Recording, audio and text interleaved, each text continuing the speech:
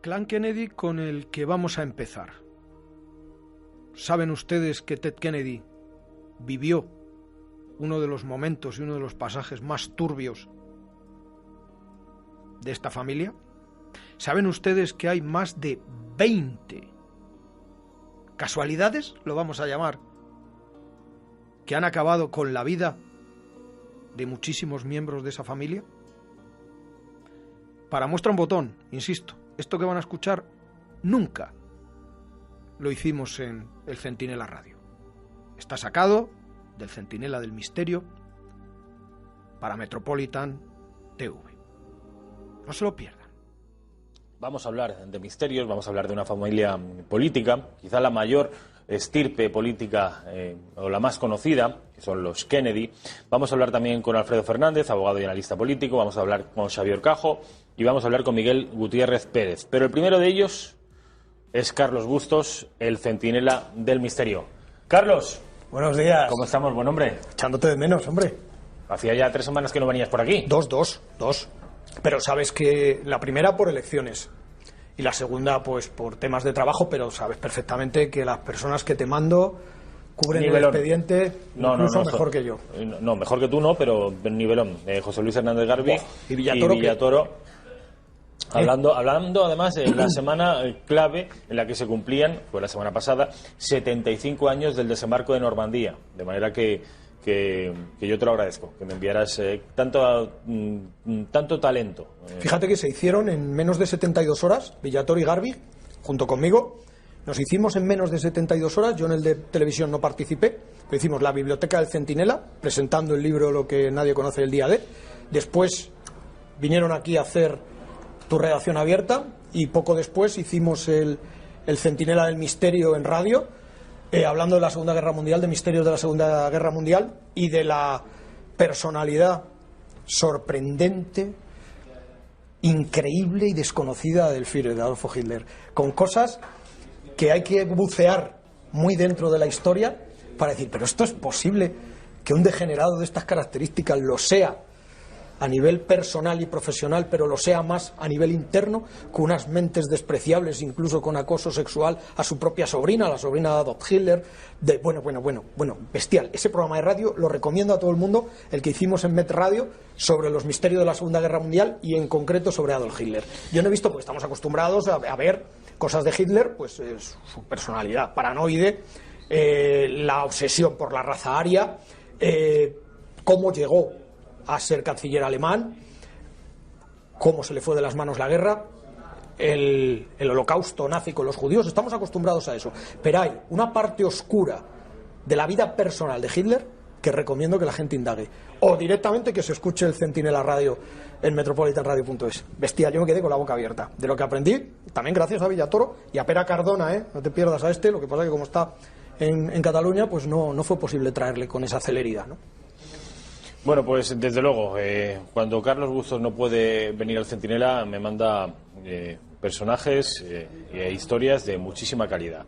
Hoy vamos a hablar, como les decía, de una estirpe política, en fin, conocida por todos, conocida por sus gestiones y por sus perfiles de tipo político, pero también por el glamour que siempre desprendieron y por ser precisamente una familia de la que todos han participado de la política en el Partido Demócrata de los Estados Unidos. Supongo que ya sabrán de quién les hablo, de la familia Kennedy. Y en concreto vamos a abordar un personaje, que es Ted Kennedy. Pero antes, me advertías, quieres hacer una breve reseña sobre algo que no tiene que ver con Ted Kennedy. No, la famosa maldición de los Kennedy. En primer lugar, esto no es misterio esotérico, Puede ser un misterio porque todo en la vida es misterio. Puede ser un misterio, Rafa, el por qué más de 30 miembros de la familia Kennedy, el por qué desde 1941, que comienza, entre comillas, la maldición, hasta 2009, que acaba la maldición, curiosamente, con Ted Kennedy, con la muerte de Ted Kennedy. Del 41 al 2009 acaba la maldición con la muerte de Ted Kennedy, ¿vale? Evidentemente es un misterio, Rafa. Pero lo que nos tenemos que echar las manos a la cabeza en que en esa época de tiempo, de 1941 a 2009, hay más de 30 y 35 casos luctuosos terribles relacionados con la familia Kennedy. Tal vez, que es lo que más conocemos, que es lo más mediático, pues el asesinato en 1963 de JFK, claro, y posteriormente el asesinato de su hermano Bobby Kennedy en Los Ángeles, también con un tiroteado, en 1968. Tal vez no. Y luego, bueno, pues alguna chorradilla, como qué tuvo que ver la familia Kennedy con la muerte de Norma Jean, o sea, de Marilyn Monroe, etcétera, etcétera, etcétera. Bueno, pues yo, en la segunda parte, en la parte final del programa, muy rápido te voy a telegrafiar solo 16 o 18 hechos, de los 30, pero solo 16 o 18. ¿A cuál más trágico? ¿A cuál más bestial? Y todos con el apellido Kennedy. Eso sí, tenemos que empezar con Ted Kennedy. ¿Por qué con Ted Kennedy? Primero fue el último. De los tres parece ser lumbreras, JFK, Bobby, que para mí Bobby sí era el más centrado, y Ted, todo el mundo decía que Ted Kennedy era el más inteligente, el más brillante. Joder, pero ese era un Teletubby. Si Ted Kennedy era un auténtico Teletubby, era un infantiloide. O sea, no tenía que pedir permiso a la pierna izquierda a la derecha para ponerse a bajar escaleras. O sea, hay presidentes de los Estados Unidos nefastos como Gerald Ford o como Nixon, que son catedráticos en términos generales comparado con Ted Kennedy. Lo que ocurre es que se le da una magnificencia a Ted Kennedy por una razón, porque era el único de la saga que quedaba vivo y el único que tenía ciertas pretensiones y ciertos riesgos, porque eso sí es un riesgo, de volver a ser presidente de los Estados Unidos otro Kennedy, con lo cual el padre, que estaba ya en esa época excesivamente perjudicado, eso es el karma. Porque probablemente de las peores personas que han pisado sobre la faz de la Tierra es el patriarca de los Kennedy. Es el originario de la maldición Kennedy, en 1941. Entonces, no tenía otra. Le quedaban 2 telediarios y un informe semanal. Esto en 1969, que es cuando murió el patriarca de los Kennedy. O ponían el candelero al último Kennedy decente, entre comillas, insisto, porque era un Teletubby, o se acababa. Y era el único, Ted Kennedy era el único, ahí le tenemos a Ted, era el único capaz de poder ganar la presidencia de los Estados Unidos en 1972. Pero claro, el padre de los Kennedy, el patriarca, no contaba con un hecho que, no por ser menos mediático, fue terrible. Fue terrible. Fue de cárcel. Si ese hecho, en vez de ocurrir en Massachusetts, a Ted Kennedy le ocurre en Florida, en Texas o en cualquier otro estado, se pudre en la cárcel mucho tiempo, muchísimo.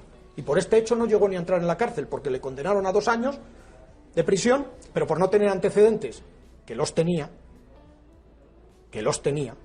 y mucho tirar de influencias que hizo el patriarca de los Kennedy para que ciertas cosas irregulares en la vida de Ted no salieran a la luz pública, y así la justicia no le condenara a más de esos 2 años que sí hubiera entrado en prisión, incluso en Massachusetts. Vale. ¿Te parece que veamos el tráiler de una película precisamente sobre el hecho de lo que nos estás hablando? A ver si es ese hecho, venga. Es una película que se publicó, se conoció hace poquito, el escándalo de Ted Kennedy. Tiene que ver con... En fin, mejor antes de explicárselo, sí, vamos a ver el tráiler. Brindemos por el senador. Y porque Ted llegue a la Casa Blanca en el 72.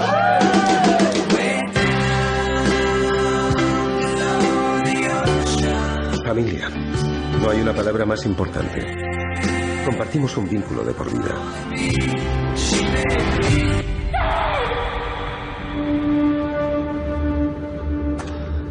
Tenemos un problema aquí, en Chappaquiddick.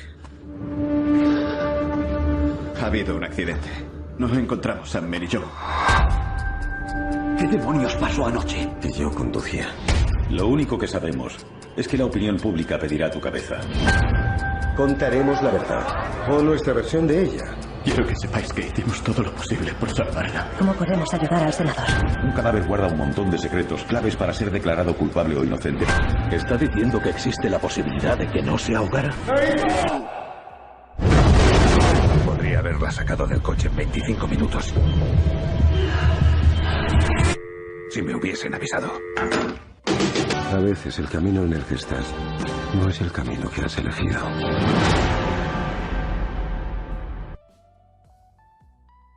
Una película basada en hechos reales. Así fue, ¿no? Y valiente la película, ¿eh?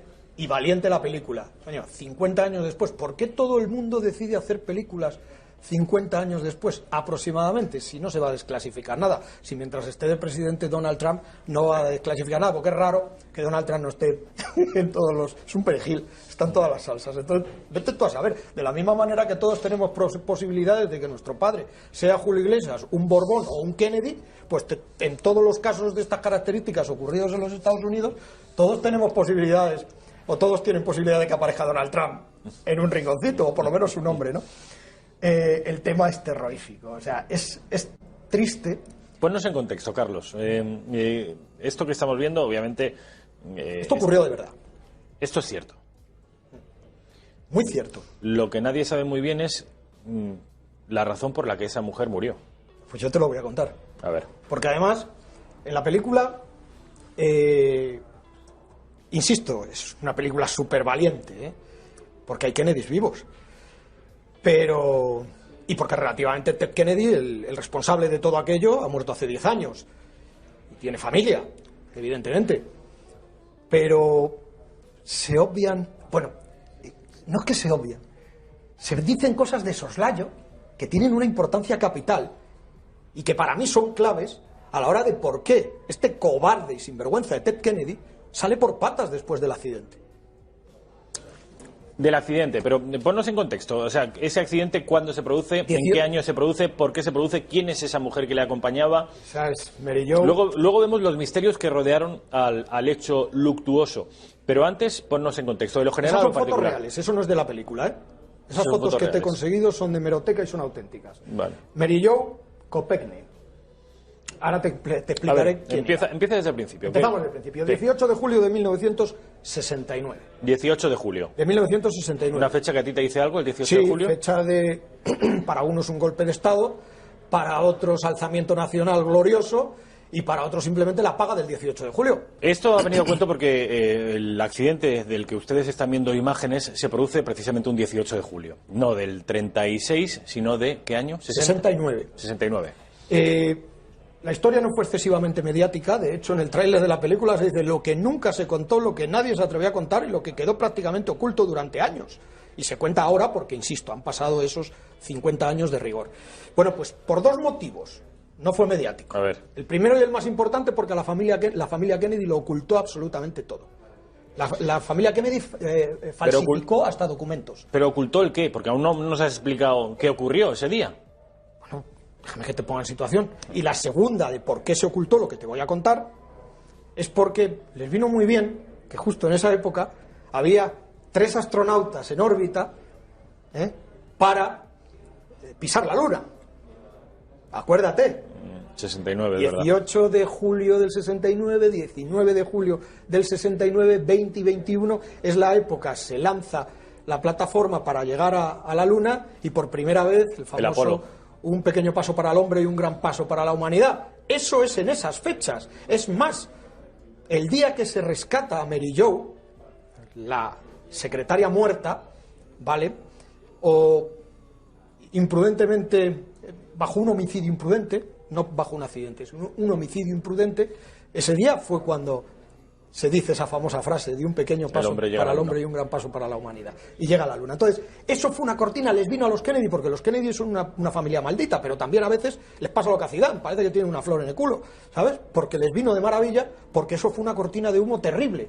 O sea, que el hombre llegara a la Luna eclipsó por completo todos los titulares de lo que ocurrió en Massachusetts ese 18 de julio de 1969. ¿Y qué ocurrió? A las 19:30 horas, en la mano derecha de este señor, de Ted Kennedy, que dicen que era primo, pero no era primo de sangre, era como el ejemplo que siempre que pongo yo, que a veces que los amigos a la familia te la imponen, pero que tienes, a los familiares te los imponen, pero que de pronto tienes un amigo que llega a ser incluso más importante que la familia sin ser consanguíneo, ¿no? Bueno, pues el asistente personal de Edward Kennedy, Teddy, es más despectivo, Teddy Kennedy, en los tiempos actuales, este hombre le organiza una fiesta en Massachusetts, en una especie de isla preciosa, ¿vale? De donde él ya era senador. En ese 18 de julio de 1969, Ted Kennedy ya era senador por los Estados Unidos, por Massachusetts, Bueno, pues resulta, Rafa, que bueno, esa fiesta es puesta para los Kennedy. O sea, digna del apellido Kennedy. Sexo, drogas y alcohol. ¿Vale? Solo faltó Tierno Galván decir, madrileños, colocaos. La frase tan maravillosa que fue tan nefasta, pero eso sí, le ponemos un parque aquí en Madrid.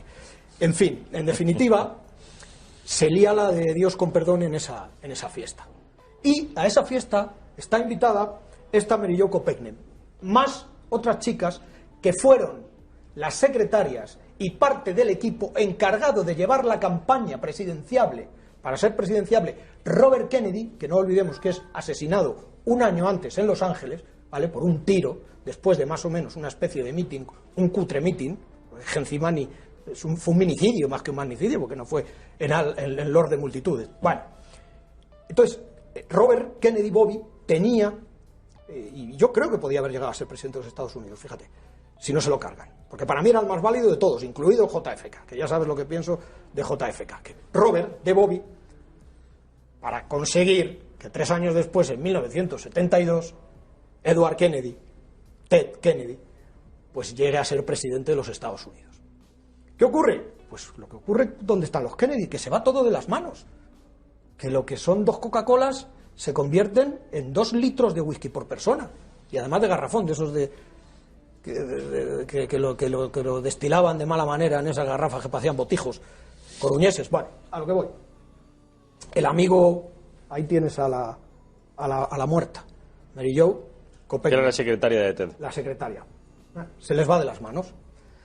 Y a eso de las 11:15 de la noche, Ted se monta en su Oldsmobile, Ted Kennedy, el senador Kennedy, se monta en su Oldsmobile negro y se lleva a Mary Jo a dar un paseo por la isla, y no creo que fueran precisamente a jugar al Trivial o al escondite inglés, ¿vale? Es más, Ted Kennedy en 3 horas y media se había bebido hasta el agua de los floreros. O sea, lo que había, más la que había en los adornos ornamentales de la casa de campo, ¿vale? Y coge el coche y lo conduce él, Primera cortina de humo que tratan de echar los Kennedy, en especial el patriarca culpable de todo, en especial el patriarca de los Kennedy, que no voy a obviar el nombre, ¿vale? Joseph Patrick Kennedy. Ese es el patriarca, el padre de JFK, el padre de Bobby y el padre de Ted. Bien, cogen el coche, conduce Ted, que quede claro, conduce Ted, que luego tiene la hombría de reconocerlo, que conducía él. Pero en principio no. Conduce él, y con el castañón, cuarto y mitad de castañón que llevaba el amigo, evidentemente se sale de la carretera. Pero ojo que antes hay un episodio importante. El Oldsmobile que conduce Ted y que lleva a Mary Jo, a la secretaria, a la exsecretaria de su hermano Bobby, Robert, ¿vale?, paran en un camino sin salida, se quedan parados. ¿Para qué? En un coche. Se quedan parados a escondidas. Y en ese momento pasa el coche del sheriff. Y el sheriff de ese condado se baja del coche y les dice: están adentrando, a gritos, están adentrándose ustedes en un camino sin salida, ¿vale?, no se metan por ahí. Y no le hacen ni caso. Y el sheriff sigue gritando: ¿les ocurre algo? ¿Tienen algún problema con el coche? Y entonces, al ver que no les contesta, el sheriff se va acercando poco a poco a los móviles, al coche, y dan marcha atrás y se van y huyen. Digamos prácticamente que tanto el conductor Ted Kennedy como Mary Jo huyen, porque piensan que el policía les va a parar. Y claro, ¿cómo no vas a huir? O sea, nada que te huelan, sabes que eres Ted Kennedy, y que vas hasta arriba de alcohol, y de algo más que de alcohol. Huyendo de la policía, imagínate, por esos caminos, cogen unas velocidades de vértigo, que por cierto la policía ni le siguió. Dijo, bueno, estos son 2 que van a lo que van, y se van corriendo, pero el policía no creas que siguió detrás de ellos, puso la sirena y dijo a ver quién son estos. El policía pasó, se montó en su coche y se fue directamente a la comisaría. O sea que ni siquiera le seguía, pero este asustadito, para que no le reconocieran y para que no vieran en qué estado iba, coge el coche, empieza a coger unas velocidades de vértigo, y en una de las curvas que coge uno de los puentes, el Oldsmobile se sale de la carretera, cae por el puente y cae boca abajo, volcado con Mary Jo y con Ted dentro. Ted, pues, un machote, lo primero que hace es salir del coche él. O sea, ni se preocupa dónde está Mary Jo, en qué parte del coche está Mary Jo, que era un Oldsmobile, era grande, pero vamos. Y se va. Claro, cuando se va del coche consigue salir, se recupera, está ya en la orilla del lago. Y se da cuenta de que, joder, pero si yo iba con alguien. Y hace un amago, como de tirarse al agua, para ver si puede recuperar el cuerpo de Mary Jo. Evidentemente, mira, que el agua estaba fría, mentira. Estábamos en el 18 de julio, ¿vale? O sea, ni hipotermias, ni nada. Absolutamente nada, no hay excusas. Simplemente intentó abrir las puertas del coche, de ese Oldsmobile, el amigo de la izquierda, para sacar a la amiga de la derecha, y ninguno no pudo. Fue imposible localizar el cuerpo de esta chica, de Mary Jo, ¿vale? ¿Sabes lo que hace el amigo Ted? ¿Qué hace? Se va, abandona la escena del accidente. ¿Y sabes lo que hace cuando encuentra una cabina telefónica? Camina durante X minutos y encuentra una cabina telefónica. ¿Y sabes a quién llama? Y le cuenta lo que ha pasado. No creas que al sheriff, no creas que a la policía, no creas que a los que están en la fiesta, no. Llama a su padre y le dice lo que ha ocurrido. Y el padre, ¿sabe lo que le dice? Busca una coartada. Tú no conducías y deja que se te pase la tajada para ir, si tienes que ir, a la policía. Efectivamente, hace eso, se va y ahí abandona a su suerte a Mary Jo. ¿Qué ocurre, Rafa? Que Mary Jo no había muerto. Que el Oldsmobile es un coche muy grande, con los techos altos, el coche estaba volcado, un 10% del coche, las ruedas, incluso se ve el depósito de la gasolina, si volvemos a ver las fotos, ¿vale? Está fuera, está en superficie. Con lo cual hay un Mary Jo pegada al suelo del coche, consigue respirar porque se forma una burbuja de aire. El buzo, que a las 8:45 de la mañana del día siguiente la rescata, ¿vale? Lo tiene clarísimo. Que si a él le hubieran avisado, si después de ese accidente se hubiera avisado en esos 10 o 15 minutos de rigor, esa chica hubiera sobrevivido, porque hubiera aguantado perfectamente con esa burbuja de aire hasta 1 hora o más de 1 hora. Y él en 10 minutos la hubiera sacado. ¿Esa es la foto? No. Ese es el Oldsmobile cuando lo están sacando. Hay una foto que se le ve totalmente volcado. A ver, Raquel, si es la foto que busca Carlos. Bueno, Rafa, finalmente, para no extendernos muchísimo más, se recupera el cadáver de Mary Jo y por arte de birloque no se le hace autopsia, se descubre que Ted tiene el carné caducado y ante todo esto, que se descubre que Ted tiene el carné caducado, tiran de influencias y le hacen un carné nuevo con la fecha retroactiva, con lo cual eso no se considera ya un agravante. Fíjate, a Ted le entra cargo de conciencia y a la 45 minutos después de recuperar el cuerpo, cuenta toda la historia. Llama al padre otra vez y le dice: papá, he contado la verdad. Y el papá le pone: eres tonto, eres la única esperanza de esta familia para que alguien de esta familia vuelva a ser presidente de los Estados Unidos, he criado un retrasado mental, no sé qué, bueno, lo pone fino. Y esa es la imagen del coche. Esa es la imagen de los móviles, pero el coche queda volcado boca abajo, ¿eh? La realidad es que queda volcado boca abajo. ¿De acuerdo? Ves que no está totalmente volcado. Bueno, el clan Kennedy consigue que a la chica no se le haga la autopsia para saber la razón verdadera, la hora exacta de la muerte también. La razón, si es por un golpe, pudo golpearse, pero no, qué carajo. Ella no muere de golpe, ella está consciente. Hay escenas que salen en la película muy valientemente, porque a eso no se ha atrevido nadie, que ella está con su nariz en su burbujita de aire esperando a que la saquen y gritando el nombre de Teddy, y Teddy corriendo como un machote, ¿vale? Teddy, y llamando a papá para que le diga lo que tiene que hacer, ¿vale? Y no le hacen la autopsia por 2 motivos: para que no se sepa exacta la hora de su muerte, para que no se sepa que ambos iban cocidos de alcohol, ella menos, y sobre todo para que no se sepa que habían tenido relaciones y que estaba embarazada de antes de Ted Kennedy. Ted Kennedy estaba casado, se llevaba con su mujer a tiros, era una auténtica batalla campal, como la película de Michael Douglas y Kathleen Turner, La guerra de los Rose, pues parecido, así estaban Ted Kennedy con su mujer. Ella, y es ella, la que está enamorada de Ted, Ted era un golfo, le daba igual 880, le daba igual esa secretaria que cualquier otra, le hubiera dado igual. Las infidelidades de Ted eran constantes igual que las de JFK. Ya te digo que el más decente era Bobby, ¿vale? Y se decía, presuntamente, y se dice de soslayo en la película, que hay que tenerlos muy bien puestos, que estaba embarazada. Y estaba embarazada de Ted. Con lo cual esa es la coartada perfecta que le dice el padre, porque eso no sale en la película, que en la conversación telefónica que Ted tiene con su padre, le dice, no insistas, si está embarazada y es de un Kennedy, no insistas.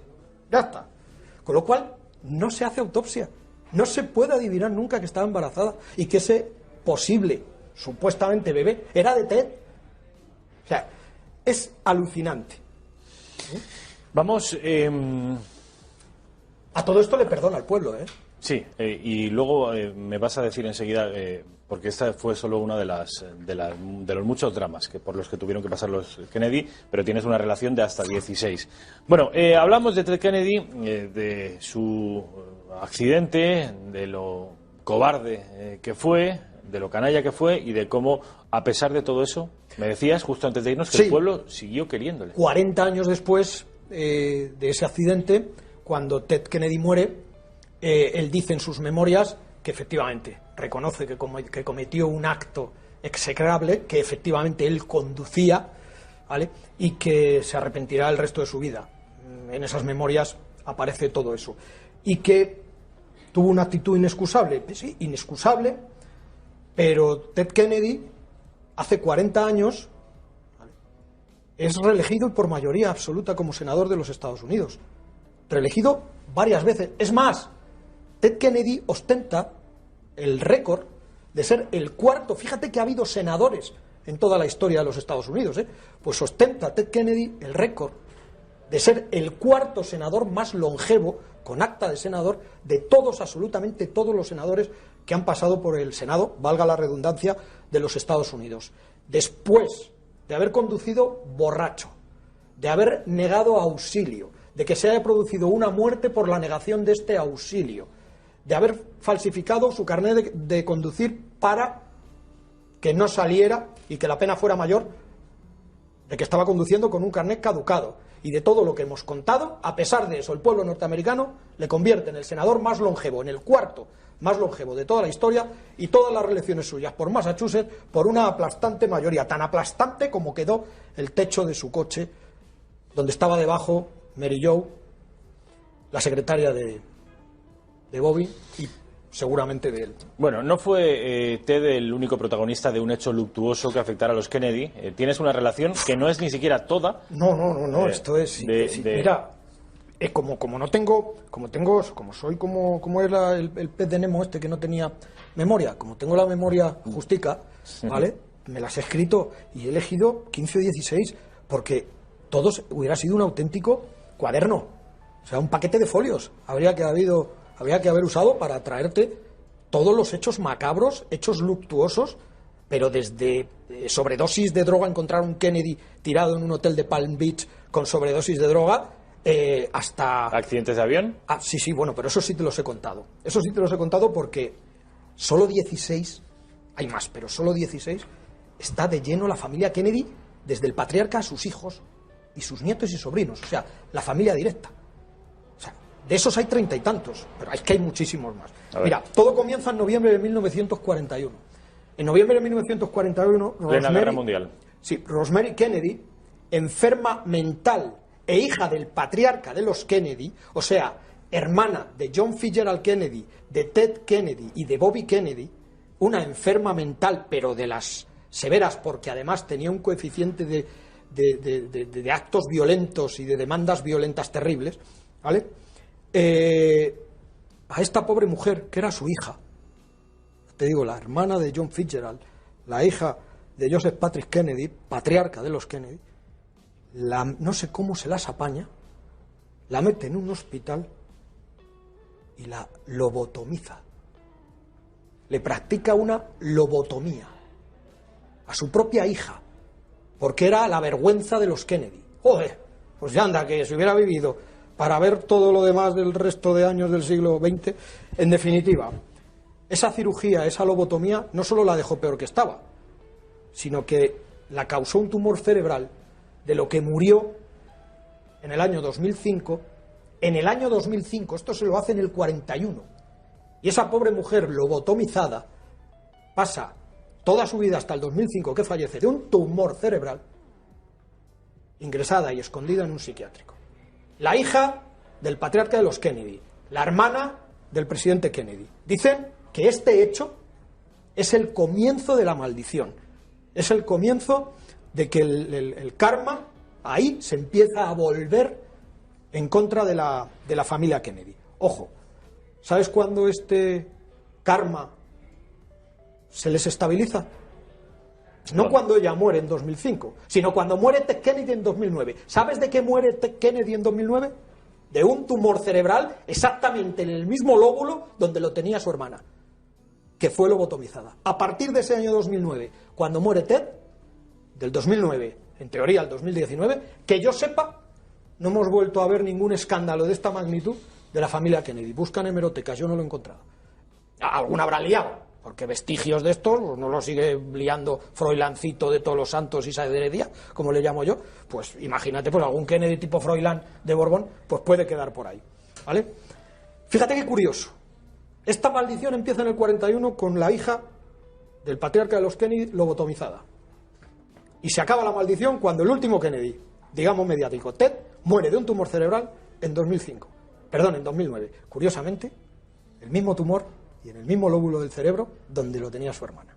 Pero ojo, hasta ese momento, aquí sí que tengo que tirar de chuleta. Sí. 12 de agosto... Nos queda muy poco tiempo, nada, Carlos. esto es más rápido. 12 de agosto de 1944, Joseph Patrick Kennedy Jr., hermano de John Fitzgerald Kennedy, falleció cuando su avión explotó a causa de un bombardeo en la Segunda Guerra Mundial, en Inglaterra. 13 de mayo de 1948, Kathleen Agnes Kennedy falleció en un accidente aéreo al sur de Francia junto con su amante.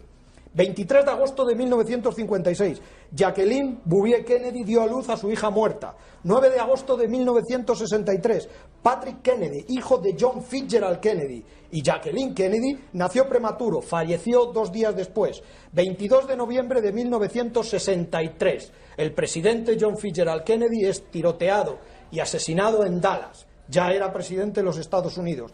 19 de junio de 1964, Ted Kennedy, el del accidente con el coche Oldsmobile en Massachusetts, ya tiene antecedentes en el 64.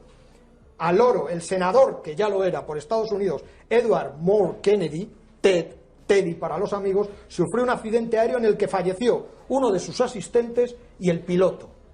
Él sobrevivió. Él pilotaba el avión. No sé si se daría la fuga o se tiró en paracaídas al ver que el avión perdía altura. Pero fíjate que Ted Kennedy, del que hemos hablado y al que hemos dedicado el 80% del programa, ya en el 64 ya tiene un accidente donde sus asistentes y el piloto o copiloto ya mueren en un avión supuestamente pilotado por Ted. 6 de junio de 1968, Robert Francis Kennedy, Bobby, muere después de ser tiroteado en Los Ángeles, en una especie de meeting.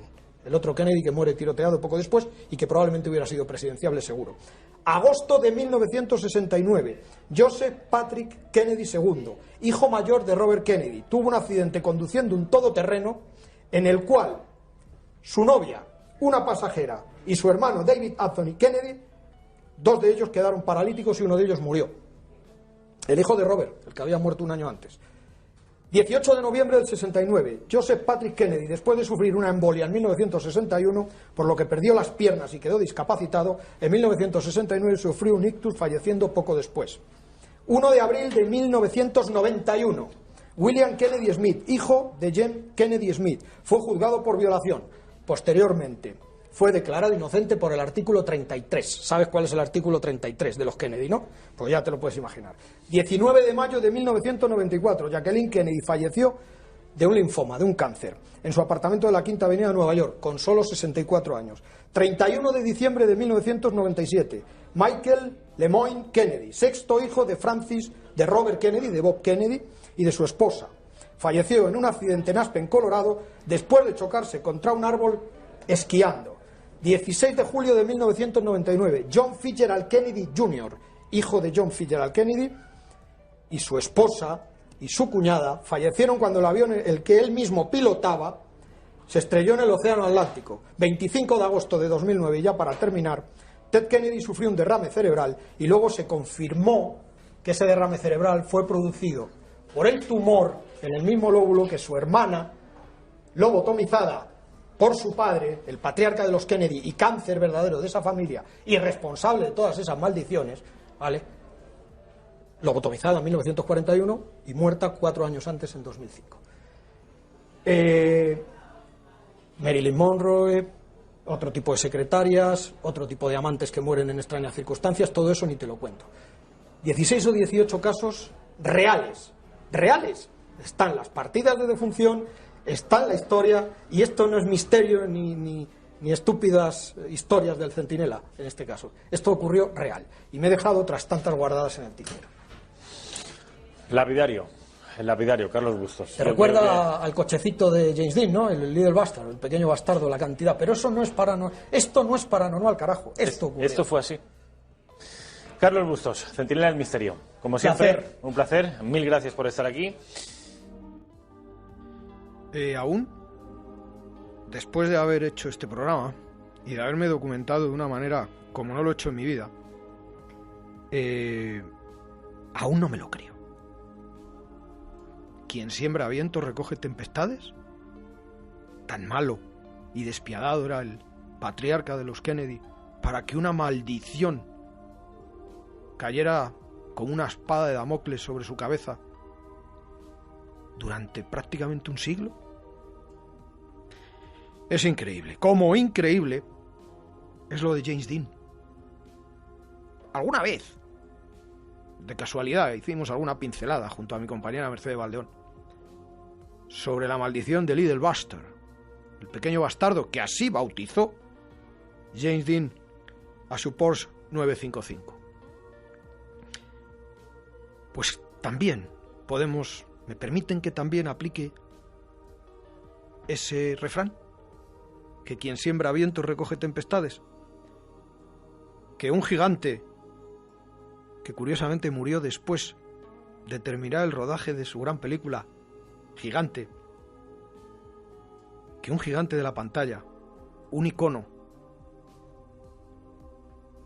artístico, sexual, de la época, muriera con 24 años, un 30 de septiembre de 1955, por un accidente de tráfico después de que amigos le advirtieron que ojo con el coche. Amigos y gente como el actor Sir Alec Guinness, que incluso Sir Alec Guinness, y lo van a comprobar ahora, le vaticinó que moriría en una semana, como así fue. O actrices y compañeras como Ursula Andress, que ni siquiera se atrevió a subirse al coche cuando lo vio. Eartha Kitt llegó a decir en público en las televisiones que aquel coche le transmitía muy malas sensaciones. Y incluso hasta nuestra propia Sara Montiel, que casi pica, y por descarte casi se monta ella en ese coche, a recorrer ese camino que finalmente le costó la vida a James Dean.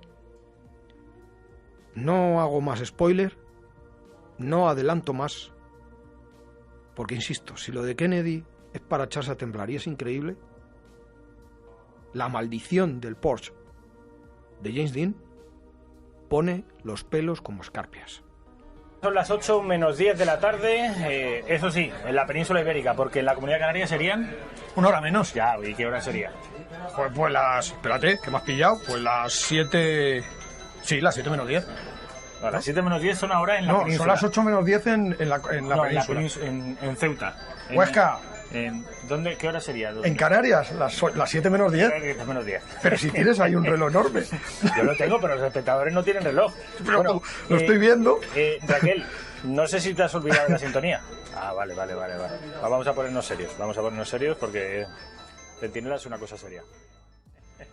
Un placer, genial. Carlos Bustos, el Centinela del Misterio, al que yo tengo que felicitar por Bueno, siempre le felicito por lo mismo, por su profesionalidad, porque es de todos los invitados que yo traigo el que, ustedes no ven esto, pero son apuntes, subrayados, una vuelta a subrayar, notas al margen. El trabajo que tiene cada programa de Carlos Bustos es una cosa tremenda. De hecho, sus amigos a los que conocí el otro día, compañeros también en el Centinela de la radio, me decían que el fin de semana lo dedica en gran parte a preparar el programa del lunes del Centinela del Misterio. Es por eso que yo siempre le felicito y le aplaudo su profesionalidad, su entusiasmo, porque es un tipo que, en fin, un apasionado de este tipo de asuntos, del misterio, le encantan, y no siempre se los cree. No siempre cree en los misterios, sin embargo él los expone. De hecho, yo diría que la mayoría de las veces lo que te gusta es desmontarlo. Exacto, desmontarlo, desfacer el entuerto. Pero hoy, aparte de por eso, le tengo que felicitar por otra cosa, y es por el centenar de programas que tienes ya a las espaldas del Centinela Radio. 100 programas. Te echamos de menos el sábado. Fue el centenario, ¿eh? El centenario lo grabamos y luego tuvimos una cena con muchos oyentes, con todos los colaboradores, y te echamos de menos. Aunque en la pantalla gigante que había en el lugar donde hicimos la celebración estabas tú todo el rato, porque se estaban poniendo en bucle programas de la redacción abierta y estábamos juntos todo el rato, con lo cual, bueno, y luego yo sí que te tengo que dar las gracias a ti por el mensaje de felicitación. ¿Lo emitiste o no te dio tiempo? Porque te lo envié un poco tarde. El programa se emite el jueves, con lo cual nos da tiempo de sobra. Llegó un poco tarde, pero para el jueves llega de sobra. Me pidió unas palabras con motivo de ese centenario, esos 100 programas del Centinela Radio. ¿Cuándo empezasteis? ¿Cuándo fue el primer programa? ¿Te acuerdas? ¿En qué día, de qué mes, de qué año? Agosto de 2017. Agosto de 2017, creo. O sea que hace un año y medio. No, espera, agosto de 2016, perdón. Agosto de 2016, son 2 años y medio. 2 años y medio. 2 años y medio. Al principio el programa era quincenal. Solo hacíamos 2 al mes. Pero debido al éxito y a demandas constantes de por favor semanal, alguno que nos decía lo tenías que hacer todos los días, aunque fueran pildoritas. Y la verdad es que empezamos a hacerlo semanal, triplicamos la audiencia en web, triplicamos la audiencia en iVoox y no tuvimos más remedio que añadir un valor añadido, valga la redundancia, y crear la biblioteca del Centinela con mi amigo y tu amigo ya también, José Luis Hernández Garbi. ¿Dónde pueden los espectadores? Obviamente el Centinela del Misterio en su versión televisiva, saben ustedes que lo pueden ver aquí, en YouTube también, pero ¿dónde pueden escuchar el programa hermano, que es además el origen de este fenómeno del Centinela? ¿Dónde pueden escucharlo? En metropolitanradio.es y en la plataforma iVoox. Y luego para todo... ¿Pero en iVoox dónde? ¿Cómo lo hacen para encontrarlo? Entras en iVoox, buscas el Centinela del Misterio y salen a partir del jueves que viene los 100 podcasts. Y para la gente de Madrid Centro, pues Radio Enlace 103.5 de frecuencia modulada. Bueno, pues es el... Radio Enlace es donde empezó Iker Jiménez. ¿Ah, sí? ¿No sabes? Sí. Y ahí es donde empecé yo también en FM. Bueno, estuve un tiempo en Área FM, que grabábamos el programa y en el plató de al lado se estaba grabando La Tuerca con Pablo Iglesias. Durante un tiempo fuimos vecinos de programación. ¿Lo conociste? No, déjate, tampoco había prisa. Si me cruzo con él le saludo porque yo no le retiro el saludo a nadie.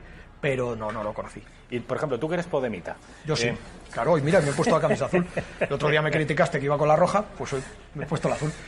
No, ¿tú recuerdas cuál fue la motivación? Porque tú eres un empresario que te dedicas a tus cosas y esto no te da precisamente dinero. O sea, te da alegrías, te da satisfacciones y das rienda suelta a tu creatividad, a tu capacidad de investigación. Pero obviamente... Si tuviera que vivir de esto, mal asunto. Estaría jodido. Perdón, no vives. Tú vives de tu negocio, de tu trabajo y de tu empresa. Sí. ¿Cómo decides montarte en esto en el verano del 2016? Pues te voy a ser muy sincero. Yo la primera vez que me puse delante de un micrófono me puse en esta casa, en Radio Intercontinental de Madrid. Me enganchó por banda Marisa Andreu por un enchufe que tenía yo entonces. Entonces sí se funcionaba con enchufe. Cuando el rodillo socialista, mayoría absoluta, la peor de las dictaduras, pues en esa época tenía enchufe y los enchufes funcionaban. Resulta que Marisa Andreu conocía al que era entonces su director de informativos, que era tío mío. Su director de informativos de Radio Televisión Española, no de cualquier otra cadena, de las pocas que había, porque no existía todavía todas las televisiones privadas, ni siquiera... Empezaba a lo mejor a despuntar las autonómicas, Telemadrid y tal, pero desde luego ni Antena 3 ni Telecinco, eso fue posterior, ¿no? Claro, porque es que tú tu juventud la pasas en los años 40 y 50, ¿no? Sí, con tu prima. Año 88.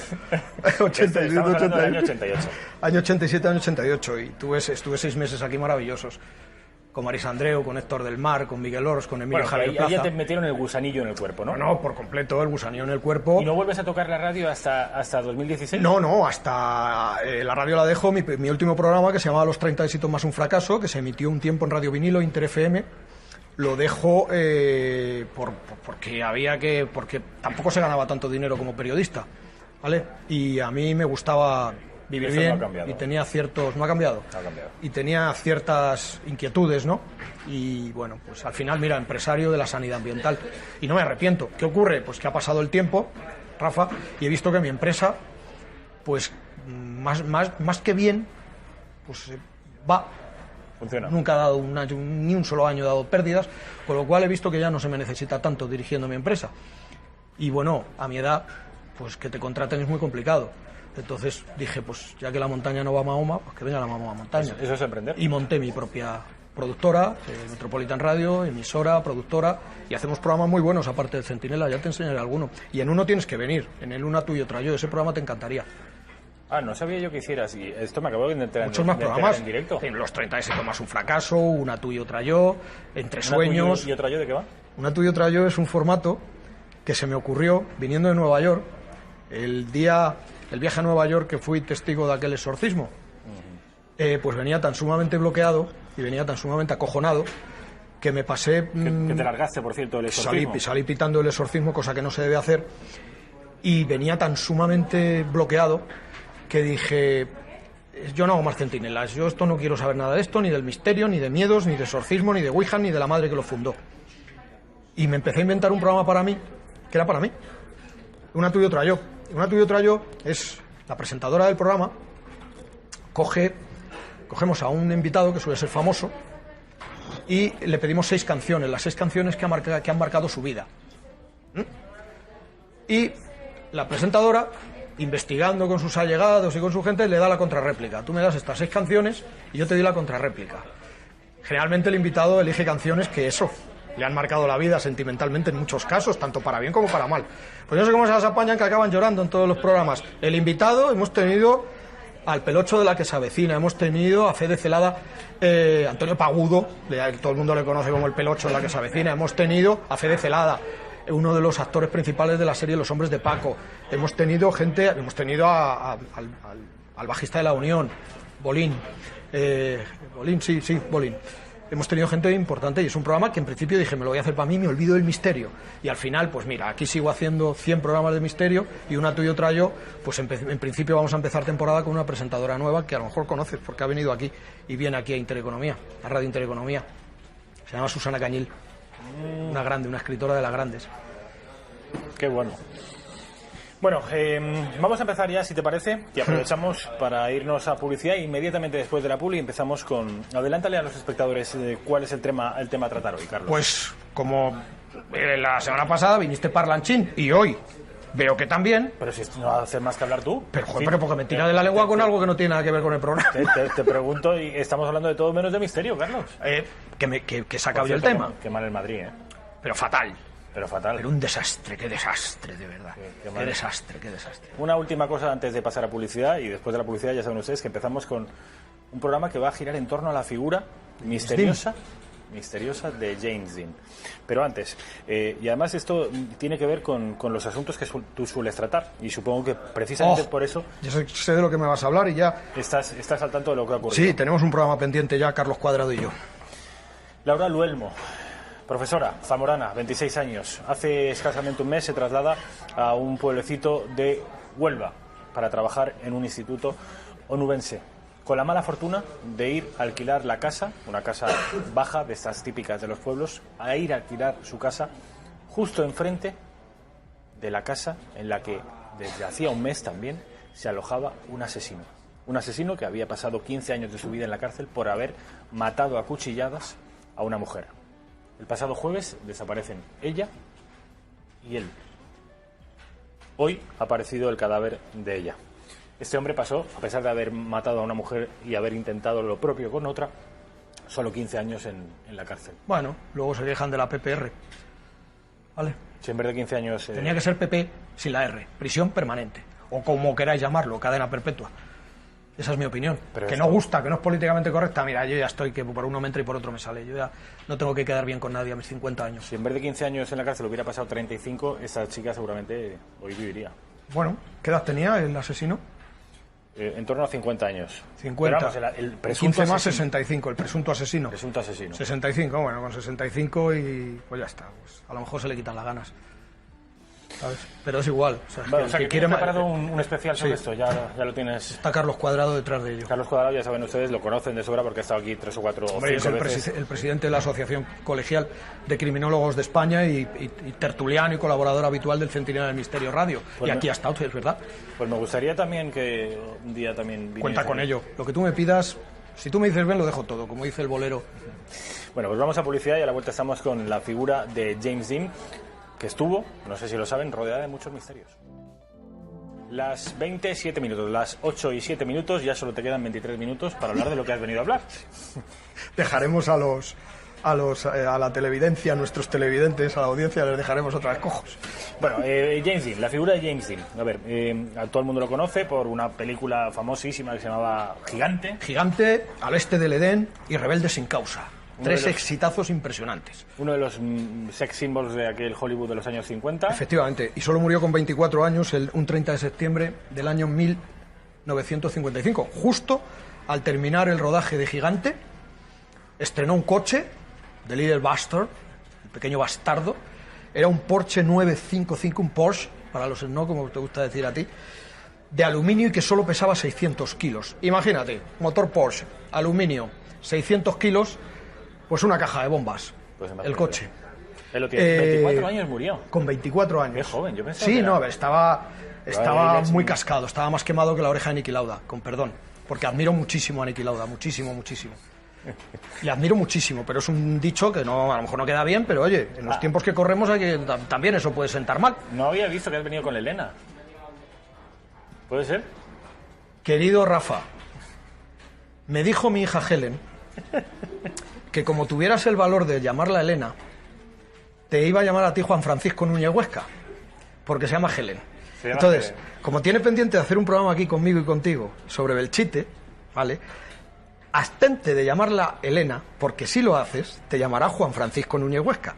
A ver qué te parece. Bueno, pues estaré encantado de recibir a Elena en el programa. ¿A Helen? Bueno, venga. James Dean, ¿este es el pequeño bastardo o no? ¿O El este es del otra Bastard, cosa? este es el pequeño bastardo, ahí le tienes, de aluminio.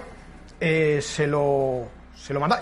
La historia es que estaba pendiente de otro modelo de coche, pero le entraron las prisas y al final, este Porsche, que era una auténtica maravilla. Ya te digo, murió con 24 años, pero ojo, Rafa. O Juan Francisco, ¿cómo prefieres que te llame? Juan Francisco. Juan Francisco. Los amigos le habían advertido de que tuviera mucho cuidado porque la relación peso-potencia del vehículo era terriblemente peligroso. Pero ojo, los amigos. Pero es que Sir Alec Guinness, Obi-Wan Kenobi en la Guerra de las Galaxias, en una cena, quedaron juntos para cenar, James Dean le enseñó el coche y literalmente Guinness le dijo: en una semana te matarás con este coche. Justo una semana después, James Dean se estrellaba. Úrsula Andress ni siquiera se atrevió a subirse a The Little Bastard, ¿vale? Y Eartha Kitt le dijo que tenía muy mala vibra ese coche y que se deshiciera de él. Todo esto poco tiempo antes de montarse en el coche, estrellarse y morir. ¿Recuerdas cuando en un programa sobre exorcismos yo te contaba y te decía, no solo las personas pueden tener el demonio dentro, también casas, hoteles, teatros, Objetos. y coches? La historia del Little Bastard, ¿Crees que este fue el del caso? pequeño bastardo, cuando lleguemos al final, si nos da tiempo, te vas a quedar con la boca abierta, Rafa. ¿Me dejas que te haga la cronología de los hechos? A ver. El coche iba a ir en grúa, porque ese coche se lo compró porque era aficionado a las carreras. Y el coche iba a ir en grúa al lugar donde se iba a desarrollar, concretamente a Miami, donde se iba a desarrollar esa carrera. Pero se arrepintió y con la excusa de que quería hacerse con los mandos y quería manejarlo y coger confianza con el coche, mandó bajar la grúa y su gran amigo Goodrich se montó con él y se fueron juntos. Lo que tenía que ir el coche, insisto, en una grúa, se lo hicieron juntos andando por la carretera con el coche, circulando. A los 200 kilómetros más o menos, de 150 kilómetros de haber salido del destino, les paró la policía por exceso de velocidad. O sea, ya apuntaba maneras. James Dean choca con un Ford Custom, el famoso Custom Tudor. Sitúate qué tanque. La película Cobra, de Sylvester Stallone, sí. El coche que lleva como tuneado. Eso es un Custom Tudor, un Ford Custom Tudor. Un tanque, vamos. 2.800 kilos contra 600. Claro. Choca con él y dicen que como era de aluminio, el coche deslumbra al conductor del Custom, del Custom. Lo deslumbra por completo. No lo ve y te puedes imaginar la virulencia del impacto. ¿Es ahí donde muere? Ahí es donde muere. ¿Y ese es el resultado? Ese es el resultado. Es falso radicalmente que en el momento del choque James Dean fuera a 200 o 200 y pico kilómetros por hora, como decían. Chocó a 89 kilómetros por hora. Y fue el del Ford Custom, que tenía el nombre y te lo voy a decir, Donald Townspeed. Donald Townspeed era el conductor de ese Ford Custom que arrolló porque no lo vio. Dice que porque al ser de aluminio le deslumbró el sol y no vio al Little Bastard, al pequeño bastardo. Chocó con él, pero es que Dean iba a 89 kilómetros por hora y todo eso está documentado en el atestado del accidente. ¿No? O sea, que por lo pronto vamos a eliminar una leyenda urbana. Cuando a Dean lo multan, efectivamente iba a 208 kilómetros por hora. En el momento del accidente, Dean iba a 89 kilómetros por hora. A partir de ahí, absolutamente todas las desgracias que te puedas imaginar. James Dean muere. Vas a ver alguna foto que luego te la matizaré porque es para sorprenderse. George Barquis subió al Porsche en el camión grúa. ¿Ves el Porsche cómo está? Sí. Pues según está, lo subió al camión grúa y cuando lo subió, después de que lo recogiera del lugar del accidente, vamos a ver la siguiente, Raquel. Que quedó fino, se le cayó el coche encima y lo mató. No me digas. A la persona que rescató el coche de la calle. Mira ese círculo, ¿lo ves? Sí. Bueno, pues eso dicen que es James Dean, el espíritu de James Dean. Eso es falso. Y se están haciendo algún que otro programa, alguno que otro, con esa foto y con esa cara de James Dean en el círculo después de que James Dean ya estuviera en la camilla. Eso es falso. Eso es una cagada más, con perdón, y una estafa más de algunos que se dedican a hacer misterio. ¿Vale? Un especialista de Hollywood llamado George Barris compra el coche por el siniestro del coche por $2.500. ¿Iba solo James Dean en el accidente? Iba con un amigo. ¿Y qué pasó con él? Ese Goodrich sobrevivió, hombre, salió despedido y sobrevivió. Pero luego te cuento. Bueno, pues George Barris compra el coche por $2.500, en plan, pues, reliquia. Claro. ¿Vale? Porque era el coche de James Dean. ¿Vale? Cuando lo compra y se lo llevan a su taller, se desliza sobre la grúa con la mala pata de que le parte las piernas al mecánico que estaba bajando el coche al taller de George Barris. El propio Barris, visto lo visto, porque ya eran 3 accidentes con el coche desguazados sin llegar siquiera a ponerse a funcionar con él o a repararlo si es que tenía reparación, ¿vale? Decide desguazar el coche para venderlo por piezas. El motor se lo vende a un médico de Beverly Hills llamado Troy McHenry en 1956. Muere, el médico, el doctor McHenry, muere en un accidente donde utiliza el motor de ese Porsche para otro coche que él tenía y muere en un accidente. Me estoy quedando anonadado. Espera, que sigue, si es que esto, pues a ver si nos da tiempo, porque es una detrás de otra. William Esquith compró la caja de cambios de ese coche, ¿vale? Y tiene un accidente tan bestial, pero afortunadamente sobrevive. Dio muchas vueltas de campana y sobrevive. ¿Y sabes por qué causa el accidente? Está en el atestado, todo esto, porque estoy dando los nombres. William Esquith, que lo busquen en internet y que lo busquen en las hemerotecas. Todo esto es oficial. Todo esto estoy dando los nombres, con lo cual no hay lugar a duda. Esto ocurrió. No en el atestado pone que la caja de cambio, la transmisión se bloqueó, el coche quedó totalmente bloqueado y dio vueltas de campana. este hombre, William Esquith, sobrevivió, que es que encima está en los atestados de tráfico, de los accidentes, de las patrullas policiales de los Estados Unidos de América, ¿vale? El tío sobrevivió y lo cuenta. Las llantas, las rueditas, lo que son las llantas, se las vendió también, las vendió sueltas también, y el chico que las puso, que era un joven, que las puso en su coche, tuvo tal accidente, sobrevivió también, y fue los cuatro neumáticos a la vez, ¿pincharon? Reventaron, los 4 a la vez, y el coche quedó absolutamente, el coche suyo, porque las llantas eran las del Little Buster, pero el coche era el suyo. Lo que no sabía es que llevaba las llantas del coche de James Dean. Y quedó totalmente destrozado. Y la historia, lo curioso es que revientan las 4 a la vez, simultáneamente a la vez. O sea, simultáneamente una detrás de otra, hasta que el coche pierde. Evidentemente, tienes un reventón, te puedes ir pa' Triana. Pero si tienes 4, no te haces con el coche. Y seguramente que no creo que fuera muy despacio. Otro chico quiso robar. Entró en el garaje del dueño del desguace, de donde estaba el pequeño bastardo, el Porsche 955, y quiso robar el volante de ese modelo de Porsche.